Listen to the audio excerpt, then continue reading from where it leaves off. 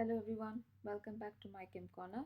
In today's video, we're doing yet another question from chemical bonding and molecular structure.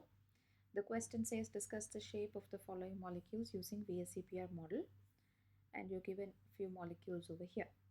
Now, what is the full form of VSEPR? VSEPR stands for valence shell electron pair repulsion. So there are two things that you will look at. One is you identify the central atom in each of this. Any molecule given to you, this is the central atom, and once you've identified which is the central atom, you are now going to look at two things. One is how many lone pairs are there, how many bond pairs are there. This will just tell us the geometry of the molecule. There's a small table in your ncert textbook as well, that if you have these many atoms bonded to the central atom, then this is going to be the geometry and so on. Now, where do you have a change in the shape? Change in the shape happens when you have these lone pairs and bond pairs present together in a molecule. In some of these compounds, you only have a bond pair. In that case, it follows exactly the same table given to you there. But if you have a lone pair along with it, then of course you're going to have repulsion. So we learned three things in VSEPR theory as well, that if you have two lone pairs, its repulsion is much greater than a lone pair bond pair repulsion, which is even greater than bond pair repulsion. So if I have two lone pairs, the repulsion between two lone pairs are the greatest than another molecule that has a repulsion between a lone pair and a bond pair. Now when you have these repulsions, what is it going to change? It will change automatically the bond angle. Okay, it will automatically change the bond angle. Now, when you say bond angle is changing, what is it directly impacting on? It will impact on the geometry of the molecule, or I'll say the shape of the molecule. So this is important to know, that when you have these repulsions present, of course you will have a change in the bond angle, and further it will cause a change in the geometry. Now, in the textbook also you would have seen this, that when you have a molecule which is AB2 type, A is a central atom, B is those atoms bonded to the central atom. So when you have AB2 type, the shape of the molecule is going to be linear, a straight 180-degree bond. Then if you have AB3 type, you are going to have it as trigonal planar. AB4 is tetrahedral. AB5 is trigonal bipyramidal, and AB6 is octahedral. So these are certain things that the minute you see, okay, I have the central atom as A, and if I have two of the other atoms bonded to it, it is directly going to be a linear, and so on. But before that, we should also check how many lone pairs are there, how many bond pairs are there. If there are no lone pairs, then it will follow exactly this. But the minute you have a lone pair, they will start showing deviation. For example, if this AB2, A has a lone pair, this linear will change to bent shape. We have an example as well. Alright, so this way, if I'm going to look at each of these examples, we will also be referring here. So let's start with the first molecule, which is BeCl2. Alright, now when you look at BeCl2, Be, and then you have Cl on either sides. Alright, now when you look at your periodic table, what is the group, or what is the atomic number of beryllium, which is the central atom? 4. When I write the electronic configuration, it is 1s2, 2s2. Now when I look at this, the valence orbital, it's only 2s2. So that means I have 2 electrons here and 1 electron coming from chlorine. Chlorine of course will have other valence electrons, which are the lone pairs. So we will not look into that right now. Alright, so when you look at the central atom has no lone pair, no lone pair. How many bond pairs are there? You have two bond pair. This is one bond pair and the other one is two bond pair. So we have two bond pairs. And what type of a molecule is it? This is A atom, this is B, and this is B.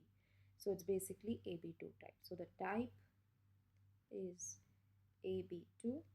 And what is the geometry? The geometry is linear. If I had at least one lone pair, then the shape would have changed. Okay. Now, the next molecule let's look at. The next molecule is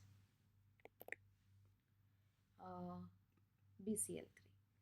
Now, in BCl3, boron has an atomic number 5. So, here you will have this. This is your valence shell, 2s2, 2p5. So, let's see now. Now, in this, only the valence orbital takes part because the other orbital is fully filled. So, the valence orbital is 2p3. Therefore, I will have 3 electrons. And then I have the Cl all around it. So Cl will also have its respective electron. Now, when I'm trying to form like this has no, boron has no lone pair. How many bond pairs are there? This is one pair, this is one pair, and this is one pair. Bond pair is the electrons involved in forming a bond. So I have 3 bond pairs. Okay. Now if you see the type, 3 bond pairs are there. Therefore the type is going to be AB3. And when it's AB3, let's go back and check. When you look at AB3, what is the shape? Trigonal planar. Now the geometry here is going to be trigonal planar. What is the shape of a trigonal planar? As the word says, it is a planar molecule. Supposing you have this molecule placed on a paper, all atoms will be present on that paper. Alright, so boron, Cl and all 3 Cls will be on the same plane in a triangular shape. Now that is a trigonal planar. Okay, now next one is SiCl4. Silicon atomic number is 14. Now 14, you know that you have 4 valence electrons. It belongs to the same group as carbon. So here I have this. So I have 3s2, 3p2 and 3s2. Now in 3p you can accommodate more electrons. So when it undergoes hybridization, all of that comes later part.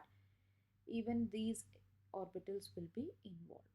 So I have 4, because I need 4 bonds. So even these 2 electrons will be involved. So I have 1, 2, 3, 4.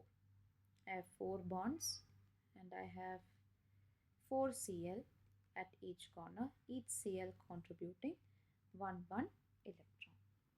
Okay, now this is how I have drawn. But is this the shape I'm expecting? Because if I look at Si again has no lone pair. There are 4 bond pairs. This is 1 bond pair, this is 1 bond pair, this is 1 bond pair, and this is 1 bond pair. So there are 4 bond pairs. What type of a molecule is it? AB4. A is silicon, B is chlorine. How many chlorine are there? 4 chlorine. So when I come back and check, AB4 has a tetrahedral shape. So the geometry is going to be tetrahedral. How do I draw a tetrahedral? I draw silicon here, 1 chlorine on top, and then you have it drawn like this. So you have a tetrahedral shape. Okay. Then we have another one, arsenic pentafluoride. Okay, arsenic As has an atomic number 33. So when I write the electronic configuration for 33, which is pretty bigger, so you can, if you're confused, you can follow the Aufbau principle and then you can do it.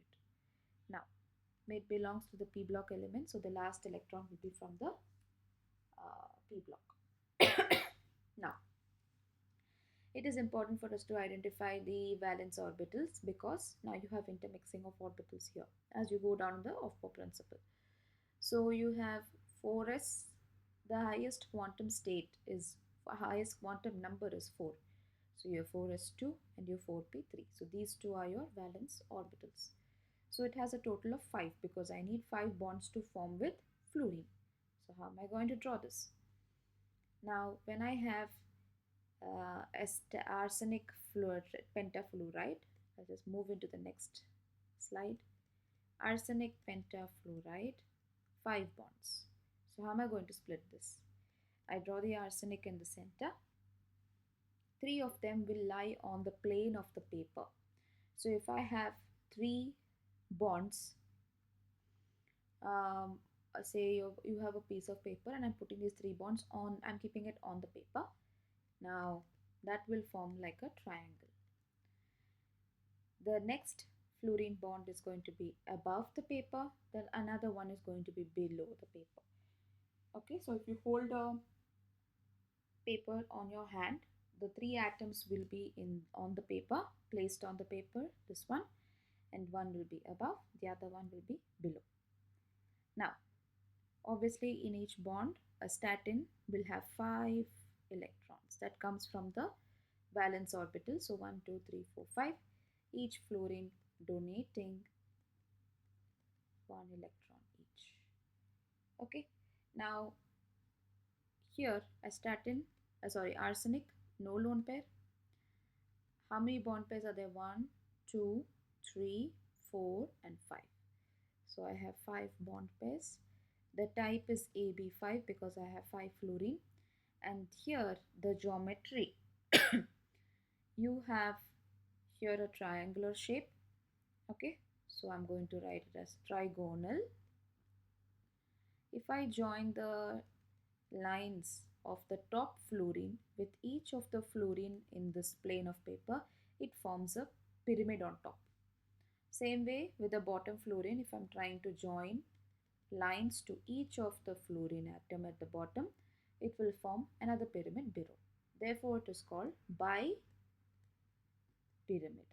So the geometry is trigonal bipyramidal. Okay, so this is for arsenic pentafluoride. Now coming on to the last two, one is H2S, the other one is PH3. We will come to that. Now sulfur belongs to the same family as oxygen. So if I'm writing for sulfur, sulfur is 16. So here 1s2, 2s2, 2p6, 3s2 and 3p4. So this makes a total of 16. Now here if you see, I have 4 and 2. But how many do I need over here? I only need 2 hydrogens to be bonded to sulfur. So when I have sulfur, I will have a hydrogen here and I will have a hydrogen over here. So 2 electrons will come from sulfur, 1 each obviously from hydrogen. But in case of sulfur, the thing is, as you go towards the more electronegative elements, if they happen to be in the central atom, obviously their lone pairs will interfere. So if you move towards the nitrogen family will also have 1 lone pair. The oxygen family will have 2 lone pairs and the halogen family will have 3 lone pairs. So if the elements belonging to these groups are in the central atom, because of their lone pair, it will show an interference. How is that going to happen? I will show you.